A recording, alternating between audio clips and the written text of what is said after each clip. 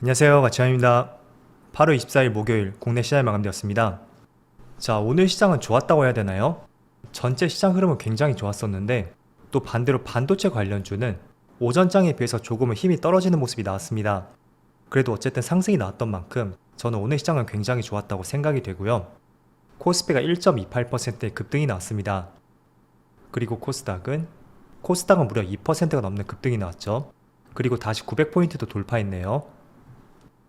그리고 시가총액 상위 종목들을 보면 오늘은 자동차 관련주인 현대차를 제외하고 모두 빨간불이 들어왔어요. 첫 번째로 포스코 그룹주의 흐름이 상당히 좋았었고 또 네이버의 흐름도 상당히 좋았죠.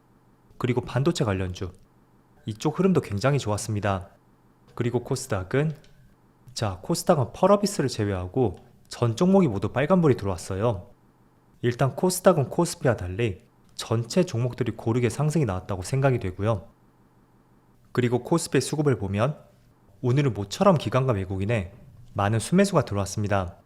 올해 8월 1일 첫날이었죠. 이때 이후로 처음으로 양매수가 들어왔고요. 또 코스닥도 마찬가지로 기관과 외국인의 대량 수매수가 들어왔습니다. 외국인 쪽에서 큰 매수 물량이 들어왔어요. 그래서 오랜만에 900포인트도 돌파했죠.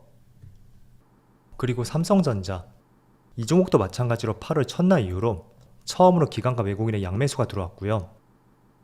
그리고 하이닉스도 마찬가지로 오늘 기관과 외국인의 대량 수매수가 들어왔습니다. 또 오늘 급등이 나왔던 네이버도 마찬가지로 기관과 외국인의 많은 수매수가 들어왔고요. 반대로 카카오도 오늘 상승이 나왔지만 기관과 외국인의 양매도가 나왔습니다. 그래서 그동안은 네이버와 같은 흐름을 보였다면 저는 이제부터는 결이 다르다고 생각이 되고 조금은 다른 업종으로서 관점을 바꿔야 된다고 생각이 돼요. 그리고 주체별 매매 동향에 대해서 살펴보도록 하겠습니다. 먼저 8월 24일 외국인이 가장 많이 매수한 종목은 에코프로, SK하이닉스, 네이버, 삼성전자, 큐렉소 이런 종목들을 매수했고 하이닉스하고 에코프로를 가장 많이 매수했죠. 둘 다 1000억이 넘었네요. 그리고 기관은 삼성전자, 네이버, SK하이닉스, 포스코퓨처엠, 에코프로비엠 각각 이런 종목을 매수했고 오늘 전체적으로 반도체 관련주를 많이 매수했던 것 같습니다. 자, 이어서 해외 증시를 보면 전날 미국 증시 흐름이 굉장히 좋았어요. 나스닥이 1.6% 급등이 나왔고 그리고 S&P 500도 1.1%죠. 반면에 다우지수만 0.5%의 상승이 나오면서 조금은 상승폭이 아쉬웠던 것 같습니다. 그리고 반도체 지수는 역시 2.1%로 가장 좋은 모습이 나왔네요. 자, 일단 미국 증시가 어제 반등이 나왔지만 완전히 방향성을 바꿨다고는 보기 어려운 것 같아요. 그동안 추세를 이탈하지 않았었던 여기 60일선 있죠? 거길 이탈하고 반등이 나온 만큼 지금 고점상 위치를 보더라도 21선과 61선 그 위치에 맞닿은 것을 볼 수가 있습니다. 그래서 빠른 시일 내에 확실하게 돌파하지 못한다면 한 번 더 맞고 떨어질 가능성이 있어요. 그래서 전날 미국 증시와 오늘 국내 증시를 보면서 이제는 방향을 틀었나? 이렇게도 생각해 볼 수가 있겠죠? 하지만 아직까지도 조금은 확인할 점들이 많다. 저는 그렇게 보여지는 것 같습니다. 그래서 61선과 21선이 지금 모여있단 말이에요. 여기를 돌파하면 추세가 다시 바뀔 수가 있으니까 미국 증시를 체크할 때는 이 부분 한번 체크해 보세요. 그리고 오늘 아시아 증시를 보면 니케이는 0.5% 상승이 나오고 있고 대만은 0.9% 그리고 중국 증시는 0.5%의 반등이 나오고 있습니다. 자, 일단 아시아 증시도 마찬가지인 것 같아요. 먼저 니케이 오늘 반등이 나왔지만 21선하고 61선 그 아래에서 반등이었고 대만 증시도 마찬가지죠. 21선과 61선을 돌파하지 못했고 지금 위치가 21선에서 계속 맞고 내려오는 모습이 나오고 있습니다. 그래서 코스피도 그런 관점으로 보시면 좋을 것 같고요. 자, 코스피는 지금 상단에 매물대가 상당히 많죠. 11선, 21선, 61선, 하물며 121선까지 굉장히 매물들이 많은 위치입니다. 그래서 전날과 시간에서 엔비디아의 급등이 나왔고 또 오늘 국내 증시가 반도체 관련주를 중심으로 해서 강한 상승이 나왔다고 해도 아직까지는 조금 더 확인할 점들이 많다. 이렇게 말씀드릴게요. 자, 오늘은 중요한 이벤트가 많은 하루라고 말씀드렸어요. 첫 번째로 엔비디아 실적 발표가 있었죠. 미국 증시가 종료되고 나서 시간 내에 발표가 되었고 실제로 뚜껑을 열어보니 굉장히 좋은 실적이 나왔습니다.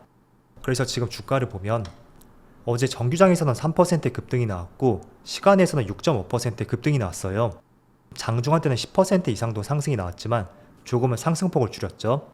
그래서 이런 어마어마한 상승이 나왔던 결정적인 이유가 바로 2분기 어닝 서프라이즈가 될 수 있고, 그리고 어느 정도로 실적이 잘 나왔냐면 매출은 월가의 전망치에서 무려 20%를 웃돌았고, 주당 순이익, 미국은 영업이익 대신 주당 순이익으로 표현을 하더라고요. 주당 순이익은 무려 30%를 상회했습니다. 자, 제가 어제 미국 증시는 실적 발표에 있어서 굉장히 디테일하다고 말씀드렸잖아요. 그래서 국내 증시는 기본적으로 러프하게 산정을 한다면 미국은 이 실적 추정치를 굉장히 디테일하게 발표를 합니다. 그래서 조금만 실적이 잘 나와도 국내와 달리 주가에 크게 반영이 되고, 또 반대로 실적이 부진하면 그것도 주가에 크게 영향을 미치거든요. 그래서 매출이 20%, 주당 순이익이 30%를 상회했다는 것은 정말 어마어마한 실적 서프라이즈라고 볼 수 있고, 그런 부분 때문에 오늘 국내 증시도 반도체 관련주를 중심으로 해서 굉장히 좋은 흐름이 나오고 있습니다. 자, 일단 SK 하이닉스는 지금 3.8%의 상승이 나오고 있고, 삼성전자도 1.3%의 상승이 나오고 있죠. 그리고 한미반도체는 장 초반에는 6% 급등으로 출발했었다면 지금은 오히려 마이너스로 전환이 되었어요. 그래서 오늘 상승 흐름은 나오고 있지만 오전장에 비해서 힘이 계속 줄어들고 있고요. 그런 부분은 제가 조금 전에 글로벌 증시의 흐름을 말씀드렸듯이 반도체 관련된 시각들은 괜찮은 것 같아요. 그렇지만 지금의 시장 위치를 봤을 때는 올라가면 매물이 나올 수 있는 충분한 그런 위치라고 볼 수 있습니다. 그래서 내 종목이 더 상승하기 위해서는 분명히 시장의 위치가 중요하다고 말씀드리겠고요. 그런 관점에서 코스피의 위치 다시 한번 체크를 해보시고, 지금 위에 여러가지 저항대가 많이 포진해 있죠. 자, 어쨌든 이런 부분은 시간이 지나면서 없어질 내용이고요. 중요한 것은 엔비디아의 실적이 긍정적으로 나왔고, 또 최고 경영자가 이런 말을 했어요. 새로운 컴퓨팅 시대가 열렸고 전 세계 기업의 생성 AI로 전환하고 있다, 이런 발언을 하였습니다. 그래서 AI 반도체 수요는 계속 증가할 것이고요. 또 다음 분기 추정치를 보더라도 그 추정치가 계속 올라간다는 것이 포인트인 것 같아요. 그래서 지금은 시장의 위치가 좋지 않지만 어쨌든 AI 반도체, 그와 관련된 종목들은 저는 계속 관심을 가져야 되고, 지금처럼 시장이 좋지 않을 때 빠지는 종목이 있다면 항상 매수의 관점을 접근해보는 것을 권장해 드리겠습니다. 그래서 지금 삼성전자라든지 SK하이닉스, 그리고 한미반도체, 물론 한미반도체는 최근에 많은 상승이 나왔어요. 그래서 조금은 접근하기는 어려울 수는 있겠지만 한미반도체가 조금 어렵다면 하이닉스라든지 삼성전자, 대표적으로 이런 종목들이 있을 수 있겠죠. 자, 그리고 하이닉스하고 삼성전자에 조금은 좋은 소식이 있다면 미국과 중국과의 지금 무역전쟁이 일어나고 있잖아요. 자, 그런데 일본의 한 언론사에 따르면 국내 기업의 중국의 반도체 수출 규제가 유예될 것으로 전망을 했습니다. 그 이유 중에 하나는 이번 달 말일에 미국의 상무장관이 중국을 방문하거든요. 그래서 그거를 빌미로 해서 대중 유화 조치를 취하지 않을까, 이런 가능성을 제기했고, 이러한 방침은 국내뿐만 아니라 대만에게도 똑같이 적용할 것으로 전망을 했습니다. 그래서 무기한 가능성을 열어두었다고 하는데, 정말로 이렇게 된다면 삼성전자와 SK하이닉스는 중국 내에 많은 반도체 공장들이 있죠.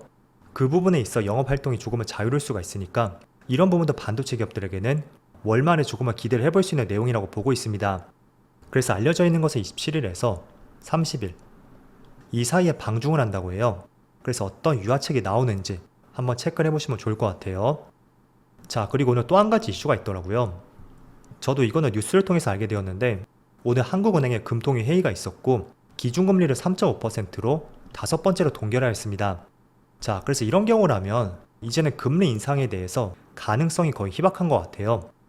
미국도 금리 인상을 많이 해봐야 한 번이죠. 그래서 저는 3.5%가 최고점이라고 생각이 되고, 물론 이 기조는 계속 유지가 되겠죠. 하지만 더 이상 금리가 올라가지 않는다는 것은 조금은 시장의 불확실성을 해소할 수 있는 하나의 좋은 재료라고 생각이 듭니다. 그래서 미국도 이제 금리 인상이 마무리가 된다면 내년부터는 금리 인하 시점에 대해서 그런 부분을 포인트를 한번 잡아봐야 되겠죠.